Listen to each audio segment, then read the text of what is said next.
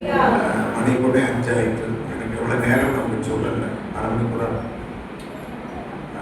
எனக்கு டைம் ஜபம் அதாவது செய்தி அப்படின்னாலே அப்படின்ட்டே இருக்கும். சுருக்கமாக கொஞ்சம் பேசிட்டு திரும்ப கோயம்புத்தூர் போகணும். எனக்கு 9 மணிக்கு தென்காசி வண்டி இங்கேருந்து போகணும். நமக்கு எல்லாருக்கும் நீங்கள் எல்லாம் அந்த சிஎம் கோவில் இருக்கிறீங்க அப்படின்னா என்ன? ஒரு அதிகாரத்தை படிக்கணும், அதில் பாஸ்டர் கேள்வி கேட்பாங்க, நீங்கள் பதில் சொல்லணும். அப்படிதான் நடந்து வருது. அப்படிதானே? பிள்ளைகள்லாம் இங்கே கவனிக்கணும். அங்கே பேசக்கூடாது, வசனத்தை கவனிக்கணும். சிலர் வேதாகம கல்லூரி படித்தவங்கெல்லாம் இருக்கிறீங்க, ஆசாங்க. என் பின்னாடி இருக்கிறவங்க எங்கே போனாங்க? எல்லாரும் உள்ள வர சொல்லுங்க. செய்தி நேரத்தில் வெளியே போகலாமா? ஊழியம் செய்யறவங்க சில ஊழிய நல்ல அனுபவம் உள்ளவங்க இருக்கிறீங்க. அதனால எல்லாம் கத்துடைய ஊழியக்காரங்க, வேலைக்காரங்க அப்படிங்கிற ஒரு பார்வையோடு நான் உங்க மத்தியில் நிற்கிறேன். நம்முடைய கரத்துல இருக்கிற புஸ்தகம் 66 புஸ்தகம் அடங்கிய பரிசுத்த வேதாகம் இல்லையா? புதிய ஏற்பாட்டில் 27 புஸ்தகம் இருக்கு, பழைய ஏற்பாட்டில் 31 புஸ்தகம். கடந்த ஒரு மாதத்துல இந்த 20 நாளில இந்த புதிய ஏற்பாடு 27 புஸ்தகத்தை படிப்பதற்கு ஆண்டவர் எனக்கு உதவி செய்தார்.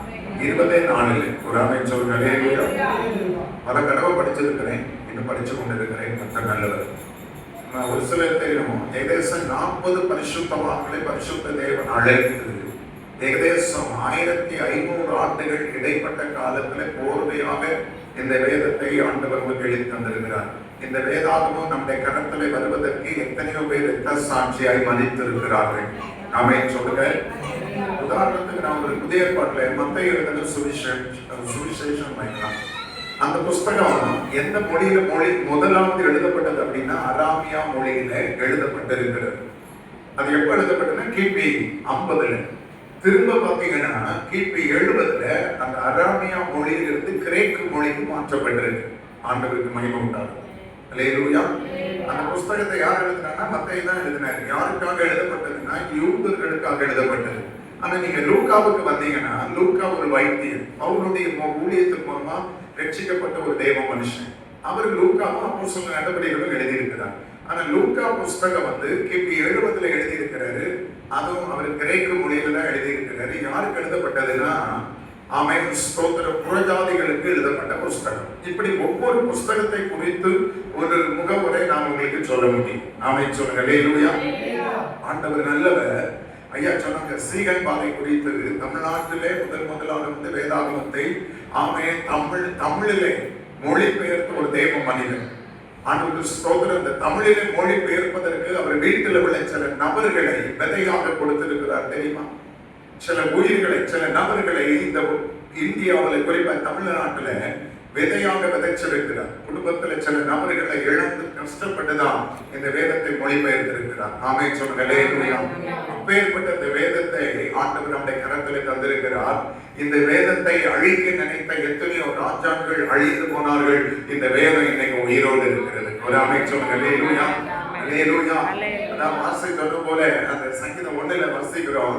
உம்முடைய வேதத்தை இரவும் பகலும் தியானிக்கிற மனுஷன் பாக்கியவான். அவன் நீர்கால்களின் ஓரமாய் நடப்பட்டு தன் காலத்தை தன் கனியை கண்டு இலை உந்தராது இருக்கிற மரத்தை போல இருப்பான். அவன் செய்வதெல்லாம் பாய்க்கும். அல்லேலூயா சொல்லுங்க. அல்லேலூயா. இப்ப நான் உங்களுக்கு ஒரு வசனத்தை, ஏன்னா நிறைய பேர் நான் ஜெபம் பண்ணும் போது சில ஊழியத்துக்கென்று அழைக்கப்பட்ட தெய்வ பிள்ளைகள் திருமணத்துக்கு முன்போ பின்போ ஆரம்பத்துல நல்ல விசுவாசத்தோடு நல்ல ஃபயராக நல்ல ஒரு ஆர்வத்தோடு கூட ஊழியத்துக்கு வருவாங்க. பவுல் நமக்கு சொல்லும் போது ஒருத்தரும் நியாய பிரமாணத்துக்கு இனி யாரும் அடிமைப்படக்கூடாதுன்னு பைபிள் எழுதியிருக்கு. நியாய பிரமாணத்துக்கு அடிமைப்படக்கூடாது, நீதிக்கு கீழ்பட்டு இருக்கணும். ஒரு ஆமென் சொல்லுங்க. அல்லேலூயா. நீதிக்கு கீழ்பட்டு இருக்கணும். அப்ப நீதிக்கும் கிருபைக்கும் கீழ்பட்டு இருக்கணும்னு சொல்லுங்க. ஆனா இன்னைக்கு அநேக இந்த நியாய பிரமாணத்திற்கு தான் அடிமைப்பட்டிருக்காங்க. நிறைய பேர் புருஷனுக்கு அடிமை, நிறைய பேர் மனைவிக்கு அடிமை, அநேக பாத்தீங்கன்னா ஊழியக்காரங்களுக்கு அடிமை. எந்த மனுஷனுக்கு நீங்கள் அடிமை ஆகாதிருங்கள் என்று பரிசுத்த வேதத்தில் எழுதியிருக்கிறது. அருமையானவர்கள், கர்த்தருக்காக நான் பயன்படணும், கனி கொடுக்கணும், கர்த்தருக்காக நான் எழும்பணும், செயல்படணும் நினைக்கிறவங்களுக்கு இந்த செய்தி பயன்படும். ஒரு ஆமென் சொல்லுங்க. அல்லேலூயா. ஆமென். நீங்க ஆரம்பத்தில் கொண்டு வந்த ஆரம்பத்திலிருந்து அந்த தரிசனத்தை உங்களுக்கு நான் தட்டி எழுப்ப விரும்புகிறேன். ஆரம்பத்தில் இந்த அழைப்பை உங்களுக்குள்ள தட்டி எழுப்பி விட விரும்புகிறேன். ஆமென் சொல்லுங்க அல்லேலூயா. ஆரம்பத்தில் நீங்க கொண்டிருந்த தரிசனத்தை தட்டி எழுப்ப விட விரும்புகிறேன். நீங்க யாருக்கு அடிமை கிடையாது. நல்லா கவனிங்க. நியாயப்பிரமாணத்துக்கு நீங்க அடிமை கிடையாது. கர்த்தருடைய ஆவியானவர் உங்களை நடத்துகிற விதமாய் தேவனுக்காக நீங்கள் உழைக்க முடியும், செயல்பட முடியும். 2 தீமோத்தேயு 2ஆம் அதிகாரம் 20-21 படிக்க பார்க்கலாம். 2 தீமோத்தேயு 2ஆம் அதிகாரம். ஒரு பெரிய வீட்டிலே பொன்னும் வெள்ளியுமான பாத்திரங்களும் அல்லாமல் மரமும் மண்ணுமான பாத்திரங்களும் உண்டு. அவைகளில் சில கனத்திற்கும் சில கனவீனத்திற்கும் ஆனவைகள். ஆகையால் ஒருவன் இவைகளை விட்டு தன்னை சுத்திகரித்துக் கொண்டால் அவன் பரிசுத்தமாக்கப்பட்டதும் எஜமானுக்கு உபயோகமானதும் எந்த நற்கிரியைக்கும் ஆயத்தமாக்கப்பட்டதுமான கனத்துக்குரிய பாத்திரமாயிருப்பான். அல்லேலூயா. எஜமானுக்கு உபயோகமான பாத்திரமாய் கர்த்தர் இந்த நாளிலிருந்து உங்களை மாற்ற அவர் விரும்புகிறார். ஆமென் சொல்லுங்க. யார் எஜமான்? நம்ம அழைத்த இயேசுதான் நமக்கு எஜமான். ஆமென். வேலைக்காரருடைய கண்கள் எஜமானின் கையை நோக்கி இருக்கிறது போல, வேலைக்காரர்களுடைய கண்கள் எஜமானின் கையை நோக்கி இருக்கிறது போல, என் தேவனாகிய கர்த்தருடைய இரக்கம் எனக்கு கிடைக்கிற வரையிலும் என் கண்கள் அவரை நோக்கி இருக்கிறது. ஒரு ஆமென் சொல்லுங்க. அல்லேலூயா, அல்லேலூயா. அப்ப நம்முடைய எஜமானுக்கு நல்ல கனிய உபயோகமான ஒரு பாத்திரமாக, ஒரு ஊழியக்காரனாக, ஒரு ஊழியக்காரியாக, ஒரு வேலைக்காரனாக, ஒரு வேலைக்காரியாக நீங்க மாறணும்னு நினைச்சீங்கன்னா சில காரியத்தை நாம செய்தே ஆக வேண்டும். ஆமென். அல்லேலூயா.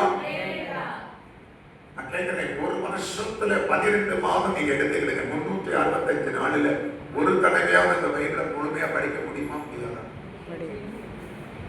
அதை படிச்சிருக்கீங்களா? இந்த வருஷம் நான் பைபிளை படிச்சேன்னு சொல்ல கையெழுத்து உண்மையாவா? நிஜமாவா? 66 புத்தகத்தை நான் படிச்சிருக்கிறேன்னு சொல்றோம். கர்த்தர் ஆசீர்வதிக்கட்டும். எஜமானுக்கு உபயோகமான பாத்திரமாய் கர்த்தர் உங்களை பயன்படுத்த விரும்புகிறார். எதுக்குமே நீங்க அடிமைப்பட வேண்டிய அவசியம் இல்லை. அல்லேலூயா சொல்லுங்க. இரண்டாவது, நீங்க ஊழியம் செய்யும்போது இந்த உலகத்துல சில மனிதர்களை திருப்திப்படுத்தக்கூடிய நிலைமையிலே நாம போவோமானால் எஜமான கனப்படுத்த முடியாது. எஜமானுக்கு உபயோகமான பாத்திரமாய் இருக்க முடியாது. சில இடத்துல தனியா போக தனியா போய் ஊழியம் செய்யணும். சில இடத்துல கூடுகையா ஒரு குழுவா போக குழுவா போய் ஊழியம் செய்யணும். ஒரு ஆமென் சொல்லுங்க. சில நேரம் பிசாசுகளை துரத்துகிற ஊழியம் வரும், செய்யணும். சில நேரம் பிரசங்கம் பண்ணுகிற ஊழியம் வரும், செய்யணும். சில நேரம் ஏழைகளுக்கு உதவி செய்கிற ஊழியங்கள் வரும், செய்யணும். சில நேரம் போய் செபிக்கிற ஊழியம் வரும், செய்யணும். சில நேரம் கர்த்தருடைய வார்த்தையை அறிவிக்கக்கூடிய வாய்ப்பை தருவார், செய்யணும். விடுதலையோடு செய்யணும், விசுவாசத்தோடு செய்யணும், ஆவி நிறைவோடு செய்யணும். அதுக்கு நமக்குள்ள என்ன வேணும்னா வசனம் வேணும். ஒரு ஆமென் சொல்லுங்க. அதனால உங்களுடைய வார்த்தைகள் கிடைத்த உடனே உட்கொண்டேன், அவைகள் என்னை உயிர்ப்பித்தது. ஒரு மனுஷனுடைய ஆத்மாவை உயிர்ப்பிக்கக்கூடிய ஒரே ஒரு கருவி உண்டுன்னா அது தேவனுடைய வசனம் மட்டும்தான். ஏன்னா தேவனுடைய வசனம் மட்டும்தான் ஆவியாக இருக்கிறது பைபிள் சொல்லுது. ஆமென். தேவனுடைய வசனம் மட்டும்தான் கிருபை பொறித்ததாக இருக்கிறது. அல்லேலூயா. ஒரு பிசாசு பிடித்த ஜனத்துக்கிட்ட நீங்க போய் ஜெபம் பண்ணிட்டு வசனத்தை சொல்லி பாருங்க, அதிகாரத்தோடு அபிஷேகத்தில் நிரம்பி அது ஓடும். ஒரு வியாதிக்கு முன்னாடி நீங்க வசனத்தோடு கூட கட்டளை எடுக்க அது கீழ்ப்படி. ஏனென்றால் வேதம் சொல்லுது, ஆதியிலே வார்த்தை இருந்தது, அந்த வார்த்தை தேவனிடத்தில் இருந்தது, அந்த வார்த்தை தேவனாக இருந்தது, அந்த வார்த்தை மாம்சமாகி சத்தியத்தினாலும் கிருபையினால் இணைந்தவரை நமக்குள் வாசம் பண்ணினார். ஆமென். 3 காரியத்தை நீங்க செய்தீங்கன்னா இந்த வருஷம் ஆண்டவர் இந்த செய்யும் அந்த ஊழியத்தை விரிவுபடுத்துவார். இந்த அமைப்புக்குள்ள இருக்கிற அநேகரை கர்த்தர் கருவியாக பயன்படுத்துவார். உங்களை வெளியிலேயும் பயன்படுத்துவார்னு நான் இயேசுவின் நாமத்தில் சொல்றேன். அல்லேலூயா. 3 காரியத்தை செய்யணும்.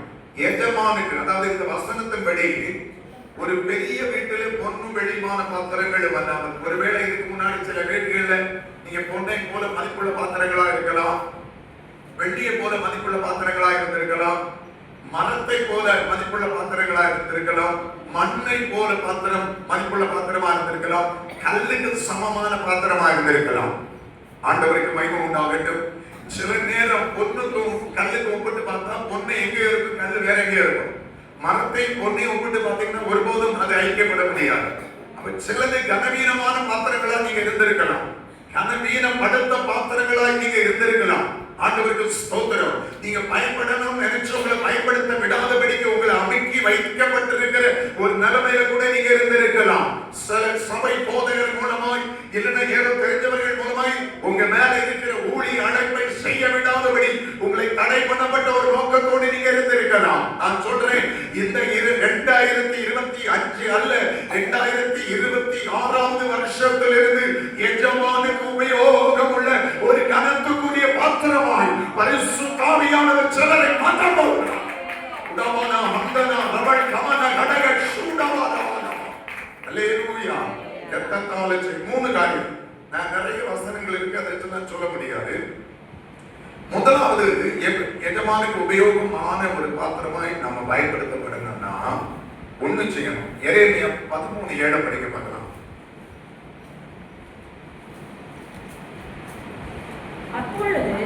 அப்பொழுதுதான் அபிப்பிராயத்தில் நதிக்கு போய்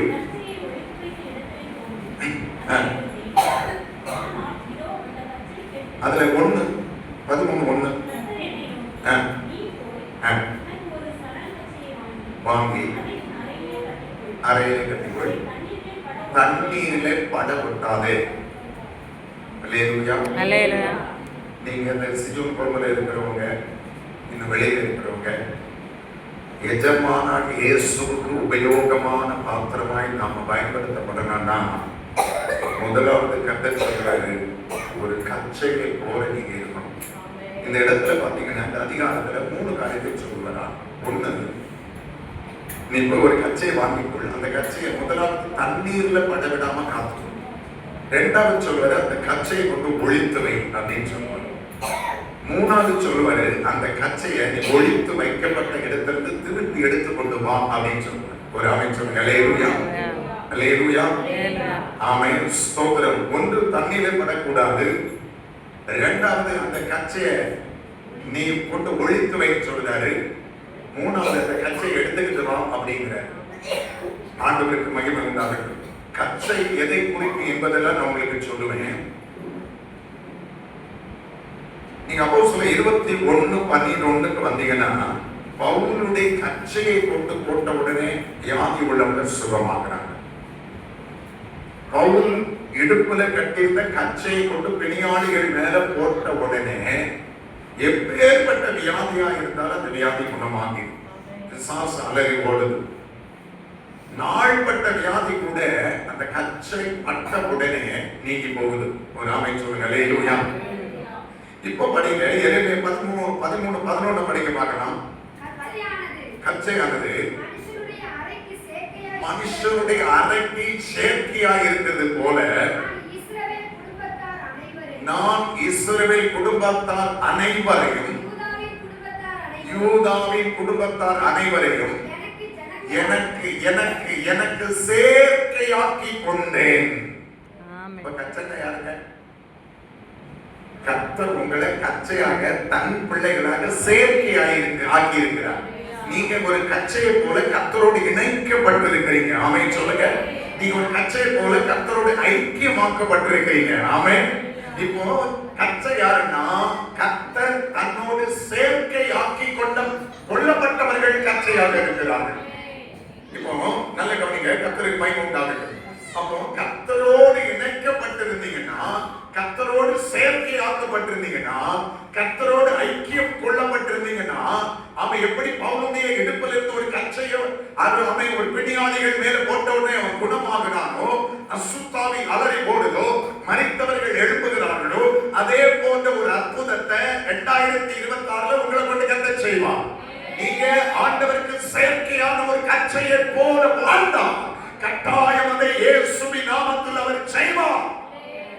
அல்லேலூயா. இப்ப கச்சையை குறித்து நிறைய வசனம் சொல்ல. நீங்க எபேசியர் பாத்தீங்கன்னா 6:14 சத்தியம் என்கிற கச்சையை உங்கள் அறையில் கட்டினவர்களாகவும். அல்லேலூயா. சத்தியம் என்கிற கச்சை இல்லையா, சேர்க்கை என்கிற கச்சை. ஆண்டவருக்கு ஸ்தோத்திரம். இந்த 3 காரியத்துடைய தண்ணியில படக்கூடாது, ஒழித்து வை, திரும்ப எடுத்துக்கொண்டு வா. அதை எடுத்து பார்க்கும்போது அது கெட்டு ஒன்று உதவாமல் போச்சு பைபிள் எழுதி. இது நல்ல அர்த்தத்தோடு வியாக்கியானம் பண்ணி உங்களுக்கு நான் பிரசங்கம் பண்ண முடியும், எனக்கு டைம் இல்லை. நல்ல கவனிங்க. ஸ்தோத்திரம். சத்தியம் என்கிற கச்சையை அறையில கட்டணும். எவ்வளவு தூரம் ஒரு மனுஷனை ஊழியக்காரனையோ நம்மை கட்ட உயர்த்தினாலும் சத்தியத்தில் நின்று நாம் ஒரு புள்ளி போலும் மாறக்கூடாது. ஒரு ஆணையம் சொல்லுங்க. அல்லேலூயா. இன்னைக்கு பாருங்க, நிறைய சத்தியங்களை வேத புரட்டர்கள் அநேகர் எழுதிக் கொண்டு இருக்கிறார்கள். வேத புரட்டர்களை நாம கண்டுபிடிக்க வேண்டும், அவர்களை நாம எதிர்க்க வேண்டும். சத்தியத்தை சத்தியமாய் போதிக்கணும். நான் உங்களுக்கு சத்தியத்தை போதித்தனால் உங்களுக்கு சத்துருவாய் மாறினேனோ பவுல் கலாத்தியர்ல கேட்கிறார். இப்ப பழைய ஏற்பாட்டுக்கு வந்தீங்கன்னா ஸ்தோத்திரம், 2 ராஜாக்கள் 1வது அதிகாரத்துக்கு இன்றைக்கு கூட நான் எங்க மக்களை சொல்லிக் கொடுத்தேன். அதுல ஒரு வசனம் இருக்கு. 2 ராஜாக்கள் 1வது அதிகாரத்துல 8வது வசனம் படிங்கள். அதற்கு அவர்கள் அவன் மயிர் உடைய தரித்து வார்க்கச்சையை தன் அறையிலே கட்டி கொண்டிருந்தான் என்றார்கள். அப்பொழுது அவன் திஸ்பினாகிய எலியாதான் என்று சொல்லி. இப்போ நல்ல கவனிங்க. அகசியா ராஜா சமாரியாவில் இருக்கிற தன்னுடைய வீட்டினுடைய மாடியில் இருந்து கிராதி வழியாய் கீழே விழுந்து நொண்டியாகி கட்டில படுத்திருக்கான். சொல்லுங்க. நொண்டியாகி கட்டில படுத்திருக்கிறான். கட்டில படுத்திருக்கிற பொழுது தன்னுடைய வேலைக்காரங்களை கொஞ்சம் பேரை அழைத்து எங்க போக சொல்றான்? ஸ்தோத்திரம். எங்க போய்? எக்ரோனின் தேவனாகிய பாகால் செபுவினிடத்தில் போய் ஆலோசனை கேளுங்க. இந்த வியாதி நீங்கி நான் பிழைப்பேனோ பிழைக்க மாட்டேனோ என்று நீங்க பாகால்கிட்ட போய் குறி கேட்டுட்டு வந்து எனக்கு பதில் சொல்லுங்க அப்படிமா. அப்போ மலைய உச்சியில இருக்கிற திஸ்பினாகிய எலியாவு கிட்ட ஒரு தேவ தூதனை ஆண்டவர் ஸ்தோத்திரம் அனுப்பி, நீ நேர எலியா கிட்ட போ, அவன் பாகால் இடத்துல போய் விசாரிக்க தன் வேலைக்காரர்கள் அனுப்பி இருக்கிறான். இந்த கட்டில் இருந்து நான் பிழைப்பேனா பிழைக்க மாட்டேன்னு ஆலோசனை கேட்க அனுப்பி இருக்கிறான். அப்ப நீ போய் சொல்லு, இஸ்ரவேலின் ஜீவனுள்ள ஒரு தேவன் இல்லை என்றால் நீ எங்க போற? எக்ரோன்ல போய் பாகாலுடைய தெய்வமாகிய அந்த செபு அவன் செபுவினிடத்தில் போய் விசாரிக்க போகிறாய். ஆகவே நீ ஏறின கட்டிலில் இருந்து இறங்காதபடிக்கு சாகவே சாவாய் என்று கர்த்தர் சொல்லுகிறார். ஒரு ஆமென் சொல்லுங்க. அல்லேலூயா. அல்லேலூயா. சாகவே சாவாய். ஒரு ராஜா கிட்ட போய் நாம இன்னைக்கு தீர்க்கதரிசனம் சொல்ல முடியுமா? அவர்கிட்ட 50 அதிகாரம் இருக்கிறது, கிரீடம் இருக்கிறது, ராஜ வஸ்திரம் இருக்கிறது. அவன் இன்னும் ராஜ பதவியில் தான் இருக்கான். ராஜா பதவியை விட்டு வெளியே இறங்கல. அவன் அதிகாரம் இருக்குது. ஆண்டவருக்கு மகிமை உண்டாகட்டும். அவன் ராஜா தான். ஆனா எலியாவை கர்த்தர் போக சொல்றாரு. எலியா போக மாட்டேங்கிறான். நீ போய் சொல்லு அப்படிங்கிறான். இந்த ஜனங்கள் அப்படி போய் கொண்டு இருக்கிற போது வழியிலே அவர்களை வழி மறித்து, அதாவது அகசியா ராஜாவினுடைய வேலைக்காரர்களை வழியிலே வழி மறித்து இந்த எலியா சொல்றான், கர்த்தர் சொல்றாருயா, உங்க ராஜாவிட்ட போய் சொல்லுங்க, அம்மே நீ இஸ்ரவேலின் தேவன் இல்லை என்றால் நீ எப்ரோன்ல போய் அவன் செபுவேலிடத்தில் விசாரிக்க போனேன். ஆகவே கர்த்தர் சொல்றாரு, நீ ஏறின கட்டில் இருந்து இறங்காம நீ செத்து போவ. அந்த கட்டில வச்சு உன் அடக்கம் பண்ண போறாங்க. ஐயா அல்லேலூயா. அல்லேலூயா. இவங்க கேட்டாங்க, விசாரிச்சாங்க, எல்லாம் ஓகே தான். அப்படியே போய் வேலைக்காரங்க சொல்றாங்க. அதுக்கு அவன் கேட்கறான், எப்படி இருந்தான் எப்படி இருந்தான். அதுக்கு அவன் சொல்றாங்க, அப்பொழுது அவன் அவர்களை நோக்கி, உங்களுக்கு எதிர்பட்டு வந்து இந்த வார்த்தைகளை உங்களிடத்தில் சொன்ன மனுஷன் எப்படிப்பட்டவன் என்று கேட்டான்.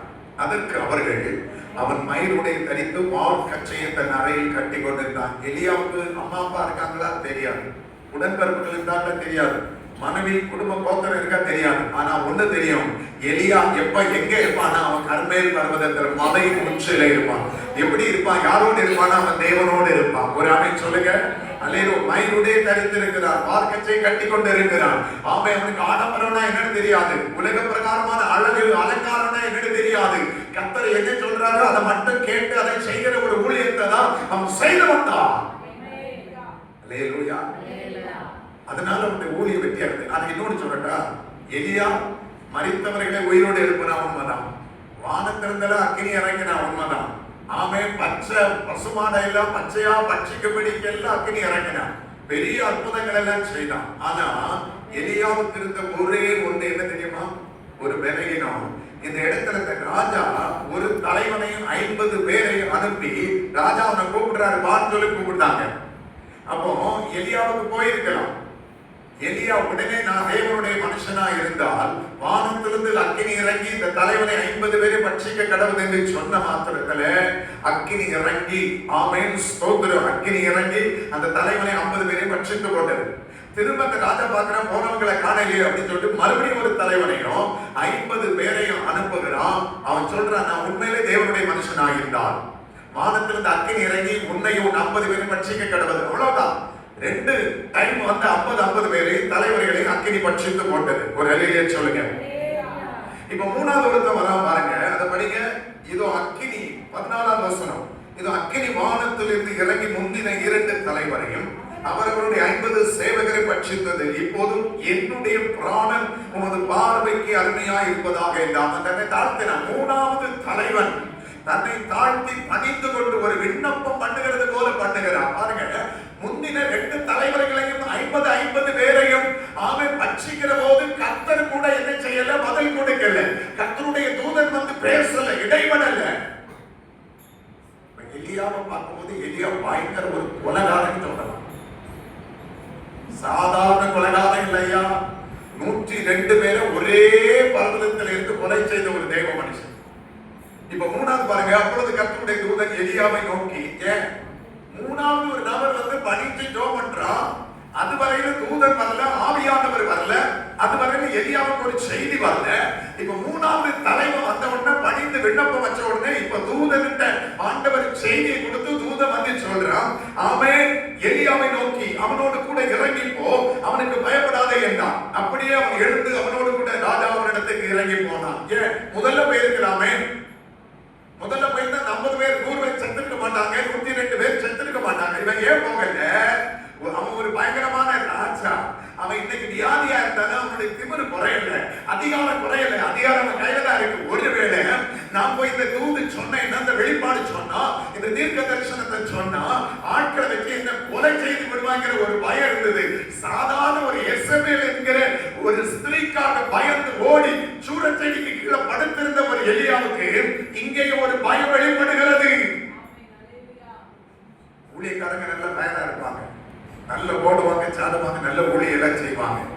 ஆனா அவங்ககிட்ட சில பலகீனம் இருக்கும். அது கர்த்தருக்கு தான் தெரியும். அல்லேலூயா சொல்லுங்க.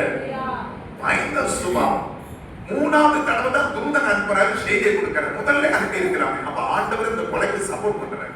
யார்கிட்ட கேட்டா ஆமென் சொல்லுங்க. ஒரு பதில் வரல. அருமையானவர்களே, வார்க்கச்சை கட்டி கொண்டிருந்த எலியாவை கர்த்தர் வானத்திலிருந்து அக்கினி இறக்கி வரும்படி பயன்படுத்தினான். ஆமென் சொல்லுங்க. அல்லேலூயா. சத்தியம் என்கிற கச்சையை கட்டிட்டு சத்தியத்துக்காக நின்னீங்கன்னா இந்த வருகிற வருஷத்துல கர்த்தர் உங்களை பயன்படுத்துவான். ஆமென். அல்லேலூயா. அதாவது கச்சை மனுஷனுக்கு எப்படி செயற்கையா இருக்கிறது போல நான் இஸ்ரவேல் மக்களை யூத ஜனங்களை எனக்கு நான் செயற்கை ஆக்கி கொண்டேன்னு சொல்றாங்கல்ல. அப்ப கச்சை என்கிற சத்தியத்தை அணிந்திருக்கிற நீங்களும் நானும் கர்த்தரோடு செயற்கை ஆக்கப்பட்டவர்கள், இணைக்கப்பட்டவர்கள். அப்போ நீங்க சத்தியத்துக்காக நிக்கணும், உண்மைக்காக நிக்கணும். ஆமென். உபதேசத்தை மாத்தக்கூடாது, சத்தியத்தை மாத்தக்கூடாது. ஆமென் சொல்லுங்க. அல்லேலூயா. முதலாவது சத்தியத்துக்காக நின்னீங்கன்னா கர்த்தர் இந்த வருஷம் உங்களை பயன்படுத்துவார். எனக்கு கொடுத்த நேரம் முடிஞ்சிருச்சு. ஆமென் சொல்லுங்க. அல்லேலூயா. இன்னொரு 5 நிமிஷம் இருக்கு. ஒரு 2வது ஒரு காரியம், ஒரே ஒரு வசனம். நீங்க யோவான் 5:39 சொல்றது, வேத வாக்கியங்களை ஆராய்ந்து பாருங்கள், அவைகளால் உங்களுக்கு நித்திய ஜீவன் உண்டு எண்ணுகிறீர்களே, என்னை குறித்து சாட்சி கொடுக்கிறவைகளும் அவைகளே. ஆமென். 2வது, ஒவ்வொரு தேவ பிள்ளைகளுடைய இருதயத்திலிருந்து வெளிப்பட வேண்டியது வசனம். நம்ம இருதயத்தில் இருக்க வேண்டியது வசனம். ஒரு ஆமென் சொல்லுங்க. அல்லேலூயா. ஆமென். அப்போஸ்தலர் 17வது அதிகாரத்துல 10, 11, 12 ஆமென் ஸ்தோத்திரம். பெரேயா பட்டணத்தார்கள் மனோவாஞ்சியாய் வேத வசனத்தை ஏற்றுக்கொண்டு நித்தம் அதை தியானித்து ஆராய்ந்து பார்த்ததினால தெசலோனிக்கர் பட்டணத்தில் உள்ளவர்களை பார்க்கிறோம் இந்த பெரேயா பட்டணத்தார்கள் நற்குணசாலிகளாய் எழும்பினார்கள். வசனம் படிக்கிறவங்க நற்குணசாலிகளை எழுப்புவாங்க. எனக்கு ஜெனரலா படிப்பே கிடையாது, ஆங்கிலம் ஒண்ணுமே தெரியாது. ஆனா பைபிள் படிக்கக்கூடிய முழு கிருபை கர்த்தர் கொடுத்திருக்கிறார். ஒரு ஆமென் சொல்லுங்க. அல்லேலூயா. அல்லேலூயா சொல்லுங்க. அல்லேலூயா. ஆமென் ஸ்தோத்திரம். 2 தீமோத்தேயு 3:16 வேத வாக்கியங்கள் எல்லாம் எப்படி எழுதியிருக்கு? தேவ ஆவியினால் எழுதியிருக்கு. ஓசையா 8:12 என் வேதத்தின் மகத்துவங்களை அவர்களுக்கு எழுதி கொடுத்தேன், அதை அந்நிய காரியமாய் எண்ணினார்கள். ஆமென். 119 சங்கீதம் 165 வசனத்தை படிச்சு பாருங்க. வசனம் நமக்கு தேவை. வசனத்தை படிக்கிற காசு ரொம்ப பிரயாசம் எடுத்து இந்த ஊழியத்தில் அநேகரை இணைத்து பல பணங்களை செலவு பண்ணி அலைச்சல் உண்டு. உங்களுக்கு பண செலவு இருக்கு. ஜெபம் பண்றாங்க. எப்படியாவது மக்கள் வேத சத்தியத்தை அறிந்து கொள்ள மாட்டார்களா, புரிந்து கொள்ள மாட்டார்களா, படிக்க மாட்டார்களா அப்படிங்கிற ஆதங்கத்தில் இந்த ஊழியத்தை தலைமைக்கு செய்யறாங்க. அப்ப வேத வசனம் நம்ம படிக்கணும். படிச்சா மட்டும் போதாது, ஆராய்ந்து பார்க்கணும். ஆராய்ந்து மட்டும் போதாது, தியானிக்கணும்.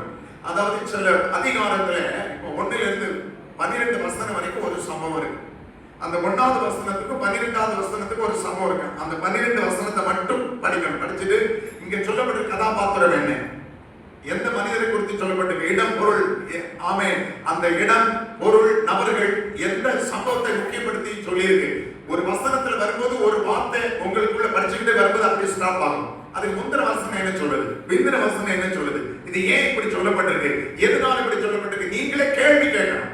கேள்வி கேட்க கேட்க உங்களுக்கு ஆன்சர் வந்துகிட்டே இருக்கும். ஆமென் சொல்லுங்க. இதுதான் ஆராய்ச்சி. பைபிள் வச்சு இருக்கிறவங்க பைபிள் நல்லா படிங்க. இணை வசனம் உள்ள வேதாகமங்களை எல்லாம் வாங்கி படிங்க.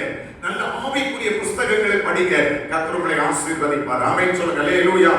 நான் இதை சுருக்கமா சொல்லிட்டு ஒரே ஒரு பாயிண்ட் மட்டும் சொல்லி நான் முடிக்க விரும்புகிறேன். 3வது, ஒவ்வொருவருக்கு இருக்க வேண்டியது என்ன அப்படின்னா, நீங்க வாசிக்க பார்க்கலாம். ஆமென் ஸ்தோத்திரம். அப்போஸ்தலர் நடவடிக்கைகள் புஸ்தகம் 7வது அதிகாரம் 55 56 படிங்க. அவன் பரிசுத்த ஆவியினாலே நிறைந்தவனாய் வானத்தை அண்ணாந்து பார்த்து தேவனுடைய மகிமையும் தேவனுடைய வலது பாரிஷத்தில் இயேசுவானவர் நிற்கிறதையும் கண்டு, அதோ அண்மையில் வந்து புரியணும், வானங்கள் திறந்து இருக்கிறதையும் மனுஷகுமாரன் தேவனுடைய வலது பாரிஷத்தில் நிற்கிறதை காண்கிறேன். 7ஆம் அதிகாரம் 1 இருந்து உள்ள பழைய ஏற்பாட்டில் உள்ள சமூகங்கள் எல்லாம் இந்த வேதத்தை தர்க்கம் பண்ணுகிற பரிசேனா இருக்கலாம், சத்தியசேனா இருக்கலாம், வேத பண்டிதர்களா இருக்கலாம், அவன் தர்க்கம் பண்ணிட்டே வரான். இந்த ஸ்தேவான் கடைசி நிமிடம், அவருக்கு கடைசி தருணம், ரத்த சாட்சியா மறிக்க போற. ஆனா அவர் குறித்து வேதத்துல ரொம்ப இடத்துல தான் இல்ல, அவர் பெரிய அற்புதங்களை செய்தார் இல்ல. நீங்க 6வது அதிகாரத்துக்கு வந்தீங்கன்னா, இந்த விதவைகள் அன்றாட நாளில் விசாரிக்கப்படவில்லை என்பதற்காக ஒரு 7 பேரை தெரிஞ்செடுப்பாங்க அப்போஸ்தலர்கள். 7 பேரை தெரிஞ்செடுக்கிறதுல ஒருவர் தான் இந்த ஸ்தேவான். 6வது அதிகாரம் 5வது வசனம் 8வது வசனம் படிச்சீங்கன்னா, இந்த யோசனை சபையார் எல்லாருக்கும் பிரியமாக இருந்தது. அப்பொழுது விசுவாசமும் பரிசுத்த ஆவி நிறைந்தவனாகிய ஸ்தேவானையும் பிலிப்பையும் பெரோகோரையும் நிக்கானோரையும் தீமோனையும் பர்மேனாவையும் யூத மார்க்கத்தை அமைந்தவனாகிய அந்தியோகியவனாகிய நிக்கோலாவை தெரிந்து கொண்டு, இங்க ஸ்தேவான் அப்படின்னு வருது இல்லையா? இப்ப 8வது வசனத்தை படிங்க. ஸ்தேவான் விசுவாசத்தினாலும் வல்லமையினாலும் நிறைந்தவனாய் ஜனங்களுக்குள்ளே பெரிய அற்புதங்களையும் அடையாளங்களையும் செய்தவர். அல்லேலூயா சொல்லுங்க. ரொம்ப சோர்ந்து போயிருக்கீங்க. எங்க மக்கள் கொஞ்சம் பேரா இருக்காங்க, பிரசங்கம் பண்ணும்போது ஆவிலே நிரப்புவாங்க. அல்லேலூயா. நீங்க நல்ல அடிக்கடி அல்லேலூயா சொல்லணும். ஸ்தேவான் எப்படி இருந்தா, விசுவாசத்தினாலும் வல்லமையினாலும் நிறைந்தவனாய் ஜனங்களுக்குள்ளே பெரிய அற்புதங்களை செய்தான். இப்ப இந்த இடத்துல கடைசி தருணம், எல்லாரும் கல்லெறிந்து கொள்ள போறாங்க. 7வது அதிகாரம். ஆனா 6வது அதிகாரம் 15வது வசனம் சொல்லுது, அவனுடைய முகம் தேவதூதன் முகம் போல இருக்க கண்டேன். ஒரு செபிக்கிற தேவ பிள்ளையுடைய முகத்தை பார்த்தா தெரியும், இவங்க செபிக்கிறவங்க, இவங்க ஆவியில் இருக்கிறாங்க, அனலா இருக்கிறாங்க அப்படின்னு கண்டுபிடிக்கலாம். ஒரு ஆமை சொல்லுங்க. அல்லேலூயா. நான் இங்க சமையல் சிலரை கூடவே கண்டுபிடிப்பேன். சிலருடைய முகத்தை பார்த்தாலே தெரியும், சிலர் ஜோ பண்றாங்களா, ஜோ பண்ணிட்டு அப்படி. ஆமை சொல்லுங்க. ஸ்தோத்திரம். இங்க முதலாவது, அவன் வானத்தை அண்ணாந்து பார்க்கிறான். தேவனுடைய மகிமையும் தேவனுடைய வலது பாரிஷத்தில் இயேசுவானவர் நிற்கிறதை கண்டான். இந்த வலது பாரிஷத்தில் நிற்கிறது என்ன? 109ஆம் சங்கீதம் 31, 110ஆம் சங்கீதம் 1வது வசனம், எபிரேயர் 8:1, லூக்கா 16:19, மார்க்கு ஸ்தோத்திரம் 16வது அதிகாரத்துல ஆமை கர்த்தருக்கு மகிமை உண்டாகட்டும் கடைசி வசனத்துக்கு முந்தின வசனம். இதெல்லாம் பாத்தீங்கன்னா பிதாவானவருடைய வலது பாரிசத்தில் இயேசு இருக்கிறார் என்று வேதத்தில் எழுதியிருக்கிறார். பழைய ஏற்பாட்டிலும் புதிய ஏற்பாட்டிலும் எழுதியிருக்கிற அந்த சத்தியத்தை ஸ்தேவான் முழங்கால் படியிட்டு வானத்தை அண்ணாந்து பார்க்கும் போது அவனுக்கு வானம் திறக்கப்படுது. எத்தனை வானம் திறக்கப்படுது? அதுதான் விஷயம். வானங்கள் திறந்திருக்கிறதையும் எலியா ஜெபம் பண்ணார்னா, எலியா ஜெபம் பண்ணார், வானத்திலிருந்து அக்கினி இறங்கிச்சு அப்படின்னு நம்ம சொல்றோம். வானம்னா நம்முடைய பார்வைக்கு ஒரு வானம் தான் வரும். இந்த பழைய கத்தோலிக்க, அதாவது 60-70 ஆண்டுகளுக்கு முன்னாடி கத்தோலிக்க வேதாகம் ஒண்ணு இருக்கு, மொழிபெயர்க்கப்பட்ட. அதுல 7 தள்ளுபடி ஆகமங்கள் உள்ளடங்கிய புஸ்தகம் இருக்கு. அதுல எபேசியர் 4:10 7 உலகங்கள் 7 வானங்கள் அப்படின்னு வரும். இயேசு வானங்கள் வழியாய் பரலோகத்துக்கு போனார். ஒரு அமை சொல்லுங்க. நம்ம ஜெபம் 7வது வானத்தில் 7 வானம் இருக்கு. 7வது வானத்துல சிங்காசனம் போட்டு உட்கார்ந்து இருக்கிறார் பிதா. அவருடைய வலது பாரிசத்துல இயேசு இருந்து பரிந்து பேசிக்கொண்டே இருக்கிறார். நல்ல கவனிங்க. பரிசுத்தவான்களுடைய ஜெபங்களை எல்லாம் தூபம் போல தேவ தூதர்கள் கொண்டு போகிறார் எழுதியிருக்கு. நான் கேட்கிறேன், நம்முடைய ஜெபத்துக்கு பதில் வரணும்னா 6 வானத்தை தாண்டி போகணும். இந்த 6 வானத்தை தாண்டி போகணும்னா வானத்திலே ஜெபத்தை தடை செய்கிற சில பொல்லாத ஆவி இருக்கிறது.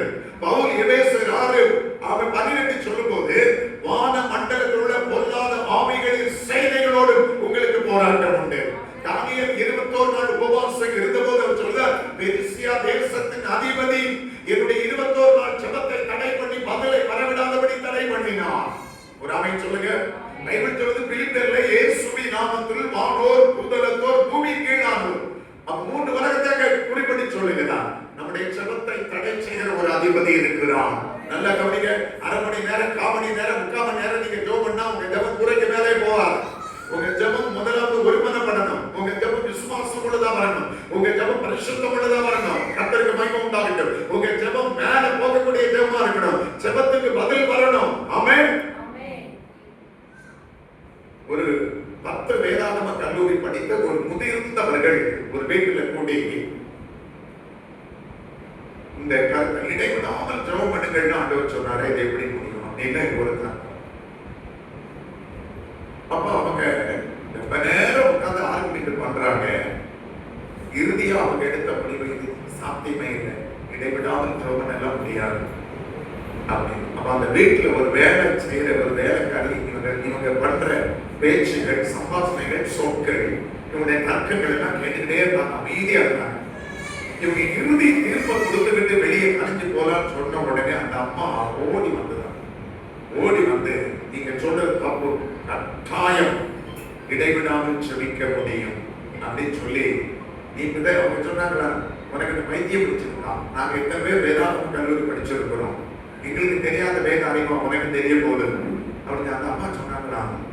ஐயா, கண்டிப்பா இது முடியும், கண்டிப்பா முடியும். நான் ஒவ்வொரு நாளும் என் வீட்டை எல்லாம் சுத்தம் பண்ணும் போது, என் பாத்திரங்கள் எல்லாம் கழும்போது, ஆண்டவரே இது போல என் ஆத்துமாவில் இருக்கிற அழுக்க, பாவத்தை, அநியாயத்தை கழுவி நீக்கணுமே அப்படின்னு சோமனிட்டே அந்த வேலையை செய்யறேன்.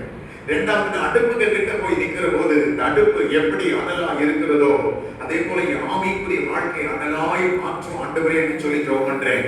நான் சமைத்த பொருட்களை, பதார்த்தங்களை மற்றவர்களுக்கு பரிமாறும் போது ஆண்டவரை பார்த்து சொல்லுறேன், இது போல தகப்பனே ஆண்டவரே, நான் ஆவிக்குரிய உணவை மற்றவர்களுக்கு கொடுக்கக்கூடிய அளவுல என்னை பயன்படுத்தும் என்று இடைவிடாம நான் ஜெபம் பண்ணிக்கிட்டே இருக்கிறேன் அப்படின்னு அந்த அம்மா சொன்னாங்கடா. அவங்களுடைய தர்க்கம் இது சரிதான் அப்படின்னு சொல்லிட்டு அவருடைய வாதத்தை நிப்பாட்டிட்டு கடந்து போனாங்க. ஒரு ஆமென் சொல்லுங்க. ஹல்லேலூயா. ஜார்ஜ் முல்லர் என்கிற ஒரு தேவ மனிதன் 2 பேர் ரட்சிக்கப்பட வேண்டும் என்று சொல்லி 53 வருஷம் ஜெபம் பண்ணி இருக்கிறார். இறுதியில் என்ன நடந்தது தெரியுமா? ஸ்தோத்திரம். அவர் வியாதிப்பட்டு படுக்கையில் இருக்கும்போது இந்த ஜெபம் பண்ண 2 நபர்கள் ஒரு ஆள் ரட்சிக்கப்பட்டிருக்கிறார். அவருக்கு அதை கேட்க பெரிய சந்தோஷம். அப்படியே மறித்து விட்டார். இந்த ஜார்ஜ் முல்லர் மறித்து 6 மாதம் கழிந்த பிறகு அவர் மற்ற நபருக்காய் ஜெபம் பண்ணார் பாருங்க. அவர் ஜெபம் பண்ண அந்த நபரும் ரட்சிக்கப்பட்டிருக்கிறார். 53 வருஷம் ஆச்சு, ஜெபத்தை விடல, ஜெபத்துக்கு பதில் வரலையே அவர் சோர்ந்து போகல, தொடர்ச்சியா இந்த நபர்களுக்கு ஜெபம் பண்ணிட்டே இருந்திருக்கிறார். 6 மாசம் ஜெபம் பண்ணுவோம், 1 வருஷம் ஜெபம் பண்ணுவோம், 4 வாரம் ஜெபம் பண்ணுவோம். ஐயா இதெல்லாம் ஒண்ணும் நடக்கல அப்படின்னு சொல்லிட்டு விட்டுட்டு ஓடிட்டே இருக்கும். சொல்லுங்க. அல்லேலூயா. வானத்தை திறக்கிற ஜெபம். வானங்கள் வழியாய் பரலோகத்துக்கு போனவராக நம்முடைய ஆண்டவர். பல வானங்கள் இருக்கு. நீங்க பண்ற ஜெபம் 1 மணி நேரம் 1/2 மணி நேரம் போகாது, ஒண்ணுமே பதில் வராது. மணிக்கூர் கணக்கில் உட்கார்ந்து அந்நிய வார்த்தைகளை பேசி ஆவியில நிரம்பி ஜெபம் பண்ணுங்க. கர்த்தர் உங்க ஜெபத்துக்கு வானங்களை திறப்பார். ஆமென் சொல்லுங்க. அல்லேலூயா. நம்முடைய இலங்கை தேசத்துல ஒரு அருமையான விசுவாசி இருந்தார், ஒரு சகோதரன். ஒரு நாள் காலையில 3 மணி அளவுல அந்த சகோதரனை ஆவியானவர் தட்டி எழுப்பி, நீ எழுந்துரு, இந்தியாவில் இருக்கிற ஒரு குறிப்பிட்ட நபருக்காக நீ ஜெபம் பண்ணு அப்படின்னு சொல்லிட்டு கர்த்தர் அவரை எழுப்பிட்டே இருந்தார். காலையில 3 மணிக்கு ஆண்டவர் எழுப்பி விட்டுருக்கிறாரு. ஜெபத்தை நிறுத்த முடியல. காலையில் 9 மணி வரையிலும் அந்த ஜெபம் தொடர்ந்து போயிட்டே இருந்திருக்கு. பரிசுத்த ஆவியில நிரம்பி ஜெபம் பண்றாரு, ஆவியில ஜெபிக்க வைக்கிறாரு. அந்த குறிப்பிட்ட நபருக்கு பேர சொல்லி இருக்கிறாரு, முகத்தை காட்டி இருக்கிறாரு. இவன் இந்த பிரச்சனையில இருக்கா, அந்த வியாதியில இருக்கா, சாக போறான், இவன் சாக கூடாது, இவனை கொண்டு நான் பல திட்டங்கள் செய்ய வேண்டி இருக்கிறது, இவன் பிழைக்கணும், இவனுக்காய் ஜெபம் பண்ண அப்படின்னு சொல்லி 3 மணி அளவில் எழுப்பி முழங்கால் போட வச்ச ஆண்டவர், நல்ல கவனிங்க, 9 மணி வரையிலும் அவருடைய ஜெபத்திலிருந்து அவனால் எந்திக்க முடியவில்லை. பரிசுத்த ஆவியானவர் ஆவியிலே அவனை ஜெபிக்க நடத்தி கொண்டே இருந்திருக்கிறார். கடைசியில் 2 வருடம் கழித்து அந்த பிரதரை சந்திக்க முடிந்தது. அவர் வாய்ப்பு கிடைச்சிருக்கு. அப்ப சொன்னார், 2 வருஷத்துக்கு முன்னாடி இந்த தேதியில நான் மரண போராட்டத்தில் என் உயிர் அவன் அப்படி நூல் போல பிடிச்சுக்கிட்டு இருந்தேன். அப்படி மரண தருவாய்ந்து திடீர்னு பார்த்தா காலையில 3 மணிக்கு 9 மணிக்குள்ள எனக்குள்ள ஒரு பயங்கரமான அக்கினி வந்து இறங்கிச்சு. எனக்குள்ள ஒரு ஜீவன் உண்டாச்சு. இன்னைக்கு நான் படைச்சிருக்கேன். இயேசுதான் எனக்கு அந்த அற்புதத்தை செய்தார் என்று கர்த்தரை மகிமைப்படுத்தினார்கள். அல்லேலூயா. ஆண்டவரை துதிக்க பார்க்கலாம். எஜமானுக்கு பிரயோஜனமுள்ள பாத்திரமாய் நீங்கள் மாற வேண்டுமானால் சத்தியத்துக்காக, எஜமானுக்கு பிரயோஜனமுள்ள பாத்திரமாய் நீங்கள் உருவெடுக்க வேண்டுமானால், நீங்கள் செயல்பட வேண்டுமானால் வசனம் உங்க வாயில வெளிப்படணும். உங்க உள்ளத்துல இருக்கணும். பைபிள் அதிகமா படிங்க. ஒரு கையில பேலன்ஸ் பைபிள், நாமே வசனம், இன்னொரு கையில ஜெபம். வசனமும் ஜெபமும் பேலன்ஸா வந்தா கர்த்தர் அவனை பயன்படுத்திட்டே இருப்பாரு. ஒரு ஆமென் சொல்லுங்க. பிக்லிஸ் வெர்த்தேங்கிற தேவ மனுஷன் 1/2 மணி நேரம் பைபிள் படிச்சாருன்னா 1/2 மணி நேரம் ஜெபம் பண்ணுவாராம். ஒரு அல்லேலூயா சொல்லுங்க. அப்படியே எல்லாரும் எழுதி நிற்போம். Thank you Lord. நன்றி.